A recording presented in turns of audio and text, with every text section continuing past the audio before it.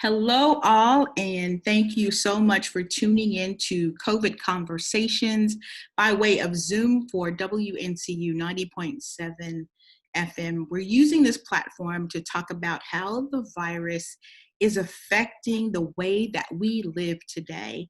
And my guest is Angela Thorpe. Now, Angela is the director of the AfricanAmerican Heritage Commission within the North Carolina Department of Cultural Resources. Hello, Angela. Hi, thank you for having me. Oh my goodness, thank you so much for saying you would. I know that you're probably extremely busy during this time. Yes, but again, it's nothing to take a moment to have a conversation with someone as important as yourself on a platform like this. You're very sweet. Thank you so much. So I wanted to know, first of all, a definition for the African-American Heritage Commission. What does that great organization do? Yeah, so the North Carolina African-American Heritage Commission, as you mentioned, Kimberly, is located in the North Carolina Department of Natural and Cultural Resources. So if anybody is familiar with the State Zoo, the State Art Museum, or state historic sites like Stagville or the Charlotte Hawkins Brown Museum, we are housed in that same department. We are a division, and we hold as our mission to preserve, promote, and protect North Carolina's African American history, art, and culture for all people.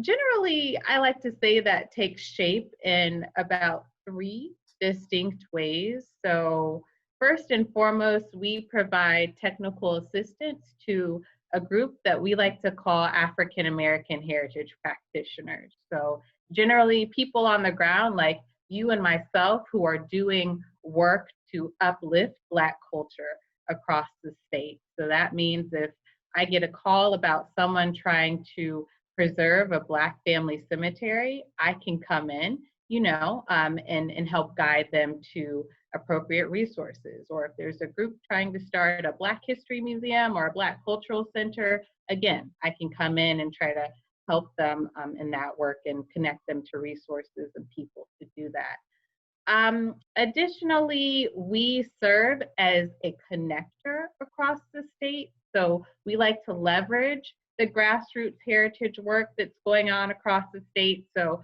we like to connect our stakeholders to the work that's happening on the ground. We like to connect those people to one another, right? There's power in numbers and power in like-minded groups and institutions coming together.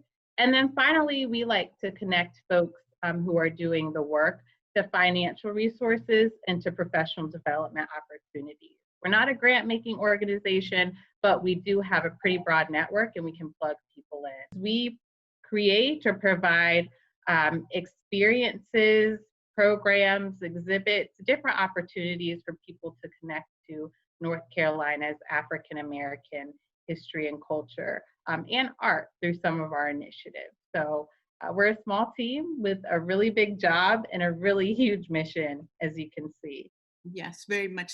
Tell me a little bit about how the COVID-19 virus is affecting programs and activities that are related to the African American Heritage Commission. Yeah, so much of our work takes place on the ground across the state. So we partner with a number of institutions, groups, organizations to move our work forward, especially projects like our Green Book project, for instance. We've worked since 2017 to document the over 300 Green Book sites in the state of North Carolina. And that resulted in a traveling exhibit that launched this past March. Well, as you can imagine, that exhibit is no longer traveling right now. And the programs that were associated with it have been made to put on pause. Similarly, we were preparing to launch the public phase of the Commission's African American Cemetery Preservation Initiative, which we were launching in partnership with the Office of State Archaeology in North Carolina. We were going to travel across the state to do a number of programs and workshops to help people really understand how to steward, sustain, and preserve Black cemeteries across the state. But again, we can't travel right now. We can't be in community. And so our programming has had to really be on pause. But I'll say this has given us an opportunity to pivot. Although it's been disappointing not to be in community, we've had the opportunity to think really creatively about how to engage communities, specifically in the digital realm. And so my team is working behind the scenes to really shore up our digital presence so we can do more of that work. And so you'll see more from us in the digital space later this summer and in the fall. Additionally, this break, or this pause, if you will, has really given us the opportunity to focus in on who is doing what on the ground, right? So what Black heritage organizations, groups, or even people who are interested in Black heritage are doing what in the digital realm. We are sharing those opportunities, we're sharing that information, and we're asking people to let us know what's happening, right? So what's happening on your Facebook Lives and your YouTube Lives? What digital programming are you doing at your church, at your cultural center? Maybe if you have a small museum or a radio station like this, let us know so we can get the word out. Because again, now is as good a time as ever for us to leverage what folks across the state are doing. And it's really, really good work. I want to know how important it is to archive the history of the coronavirus through the eyes of African Americans.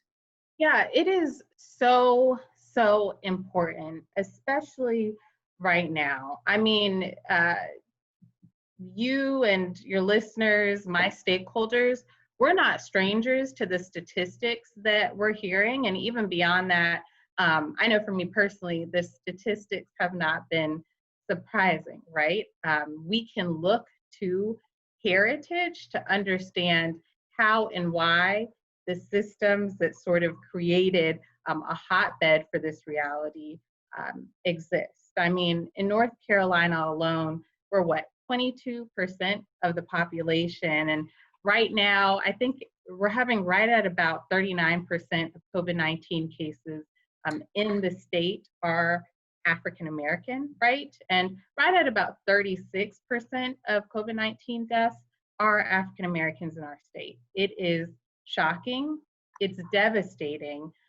And I think that's part of the reason it's so critical for us to document what's happening right now, because it's important that folks look beyond the statistics, right?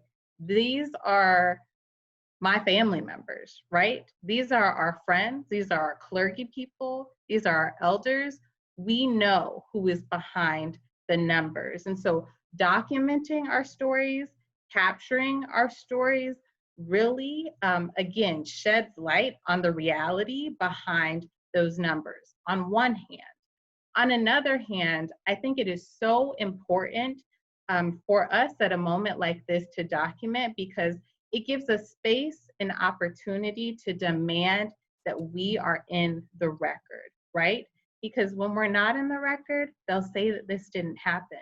It's critical right now to do what we can to make sure that our stories are captured so that in history, we show up, right? I was doing some research recently with a colleague, and you know who shows up in the record for the 1918 flu pandemic?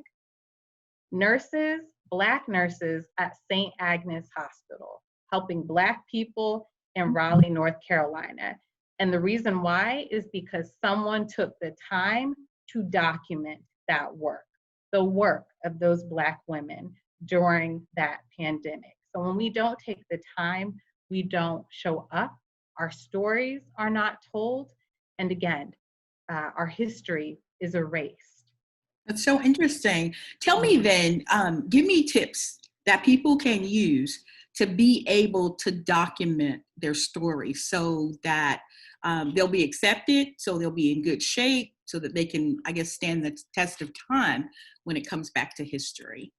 Right. So I like to encourage people to keep it simple. Literally do what you can to record your daily reality. Your daily reality right now is no small thing because, well, generally because our daily realities are revolutionary, right? But in this moment, we are literally living through history. Our children, grandchildren, and great grandchildren are going to look to our stories to really illustrate what this time was like. And so, again, it's okay to keep it simple. I think for folks in my age bracket, especially, I encourage them to use this thing that you've got, right? We all The power of your phone. Everybody has one of these. yes. Everyone has one of these, and you can use this to be on the record. Use the power of your notes app to just, document what you're feeling like on a daily basis, to, document how life has changed for you. Record those videos on your phone of yourself. You can keep a little video diary. You can do sort of little snapshots of what it's like going to the grocery store, the gas station, the post office, everyday tasks. Take pictures with your phone.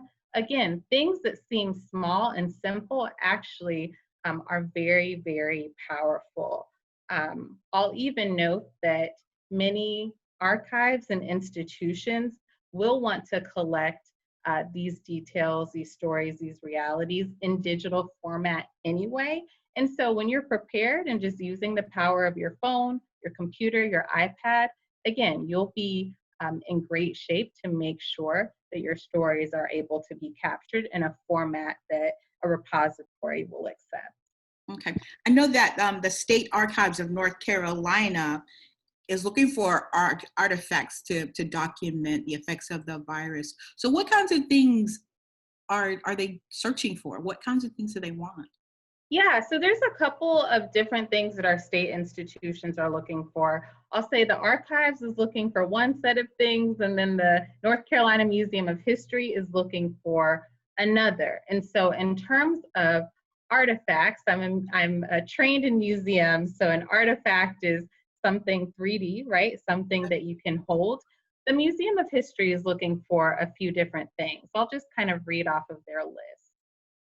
They're looking for PPE, so personal protective equipment that maybe you've used during this time, and especially items or PPE that's manufactured in North Carolina.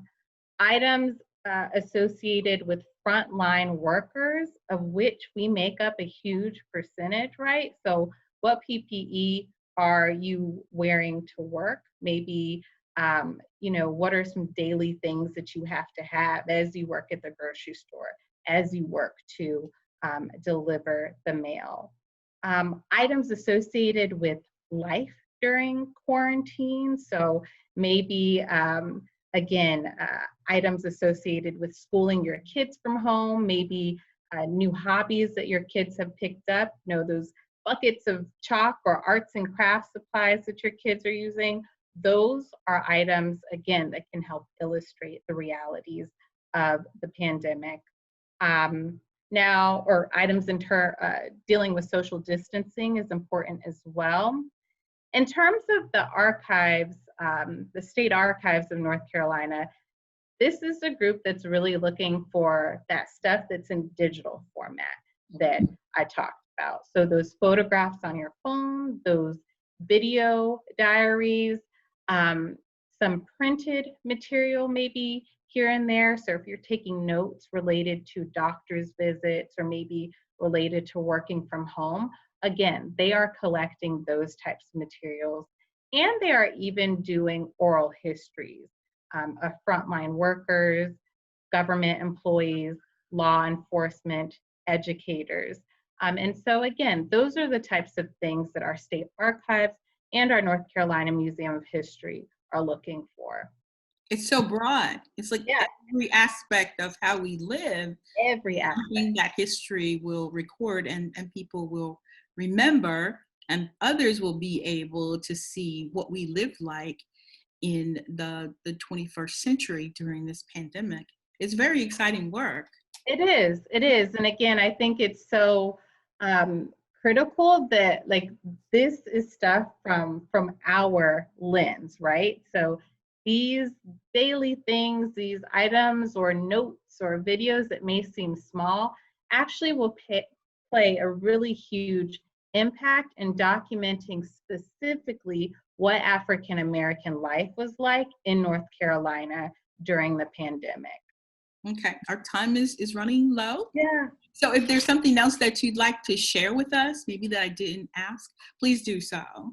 Absolutely. So again, I'm here to build awareness just on a couple of things. So I'm really encouraging folks again to connect with the North Carolina State Archives, the North Carolina Museum of History around documenting African American life at this time. If you've got questions, if you're not comfortable, you can always come directly to the commission and we can provide guidance. So you can reach us at aahc.nc.gov. We have a contact page there. That's also where you can connect to some of our programs and initiatives that will be taking place digitally and in person as our realities around COVID-19 change. But this has really been a joy and a pleasure. And I'm so excited, again, to be able to connect your listeners to the African American Heritage Commission. Yes, great work that you're doing. Thank you. Thank you. It's been my pleasure to meet you, even by, by video. Yeah. Right. Get a chance to see each other in person someday. Right. I'm certainly hoping so. And this has been my interview with Angela Thorpe, Director of the African American Heritage Commission, and it's a part of the North Carolina Department of Natural and Cultural Resources. Yeah. Thank you so much for your time and your information that you shared with us. We appreciate it greatly. Thank you.